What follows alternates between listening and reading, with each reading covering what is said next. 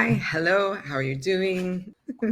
Happy to be with everyone today. I am finally back in the original spot. Change that a little bit. Happy to be with you guys.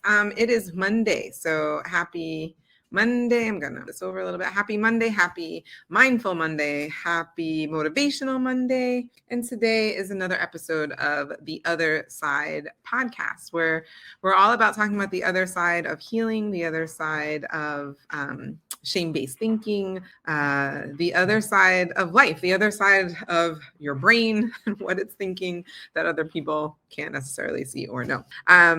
I'm really excited to bring back the topic of triggers. Last week, we talked about triggers and we talked about identifying them. So you guys got to see that list of different triggers, and shout out to anyone who's been to one of my master classes who has received the actual PDF to go through your triggers. Let me know in the comments what one of your triggers are. Would love to know, and other people would love to see as well. So that way they know that they're not alone. Today, we're going to focus on what to do once you've identified that you are triggered, right? So you have this emotional trigger. Maybe it's someone gave you the side eye. Maybe you failed publicly. I know that was mine. We've been talking about the last couple of weeks.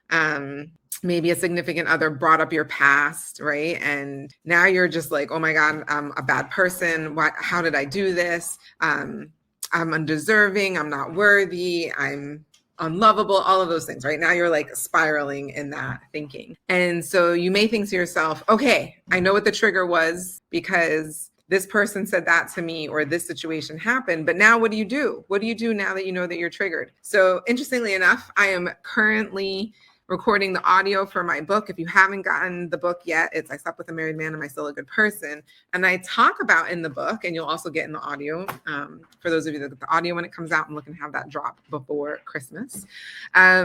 But you now know you're triggered. And so we talk about this in the book. Something in my master classes I love to talk about is you need to find your connection group. You need to find a group of people who know you for who you really are, right? They know, okay, maybe you made a bad decision. Maybe you did something that wasn't exactly your best, but that you are not that bad thing, right? You're not your past. You're not the bad decision that you made.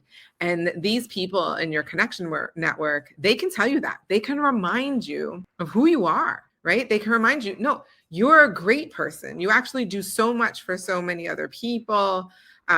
Look how far you've come, right? You started this place, you've grown so much, right? Like those are the people that you need in your life to remind you, right, of who you are. And so then once you receive that, right, you have this group and community who can remind you. But the other thing that community can provide for you, empathy. And do you know what the number one, I don't want to say cure, but I would say like the kryptonite, the thing that like completely weakens shame-based thinking. It's the number one thing. It's the thing that does it the absolute best. We all need more of it in our lives. I would say we need more of it all over the world. And that is empathy. Empathy literally shines a light on shame, first of all, shines a light on it and shrinks it to the point where it like basically doesn't exist anymore. So these group of people, not only can they remind you of who you are, but they can provide empathy. And empathy is not sympathy, to be very clear, right? Sympathy is like, oh, I'm so sorry, right? And we all know that when someone feels sympathy for us, it's awful, right? Like you don't want to. But empathy is when someone takes a walk in your shoes. They can imagine where you are right now. And they're like, man, I totally get how you feel this way. Like, yeah, that decision you made, that was really sucky. I know it's really tough right now. And then they remind you who you are. But don't worry, you're not that decision. I know who you are. You're great. You're amazing. And this is just a tough time right now, right? You're just dealing with the consequences of making a really bad decision. So